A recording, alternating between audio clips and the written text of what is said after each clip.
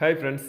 திருப்பதிக்கு நம்ம முடியுதோ இல்லையோ, அந்த கூட்டத்தில பார்க்க முடியுதோ இல்லையோ, இப்படி கவலைப்படுறவங்களுக்காக கன்னியாகுமரியில எக்ஸாக்ட்டா திருப்பதி தேவஸ்தானத்தால நிறுவப்பட்டிருக்க இந்த திருப்பதி வெங்கடாச்சலபதி கோவில் அப்படி ஒரு சூப்பர்வா இருக்குங்க.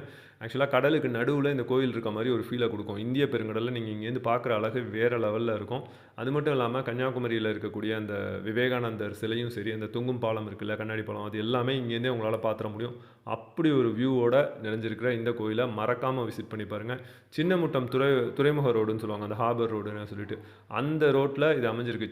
கன்னியாகுமரியிலேருந்து ஜஸ்ட் ஒரு 10 மினிட்ஸ் டிரைவ்ல நீங்க போயிரலாம்னு வச்சுக்கோங்களேன். அப்படி ஒரு டெம்பிள். மறக்காம விசிட் பண்ணி பாருங்க. 2013ல ஸ்டார்ட் பண்ணியிருக்காங்க. 2019லேருந்து அஃபிஷியலா லான்ச் பண்ணி இந்த கோயில் வந்து அங்க ரன் ஆயிட்டு இருக்கு. மார்னிங் 6லேருந்து ஒரு 12:00 வரைக்கும் மத்தியானம். அப்புறம் ஈவினிங் 4லேருந்து 8 வரைக்கும் ரன் பண்ணிட்டு இருக்காங்க.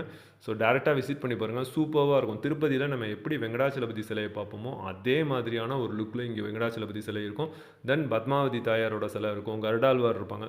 எக்ஸலென்ட்டா இருக்கும். போய் பாருங்க. அந்த கடலோட அழகு வந்து நான் ஃபோன்ல உங்களுக்கு முடிஞ்ச வரையும் காமிச்சிருக்கேன். பட் நேர்ல நீங்க விசிட் பண்ணி பார்க்கும்போது வேற லெவல் ஃபீல குடுக்கும். இப்ப நீங்க பார்த்துட்டு இருக்கீங்க இல்லையா? இங்கேருந்து இதுக்கு மேல நான் ஃபோன் கொண்டு போய் எடுக்க முடியாது. நான் முடிஞ்ச வரையும் காட்டுறேன். நீங்க பார்த்துக்கோங்க. இங்கேருந்து பார்த்தீங்கன்னா தெரியறது தான் உங்களுக்கு டெம்பிள். கீழேருந்து மேல ஒரு 50 ஸ்டெப்ஸ் கூட இருக்காது. அவ்வளோ சின்ன மேல தான் ஏறி வருவீங்க.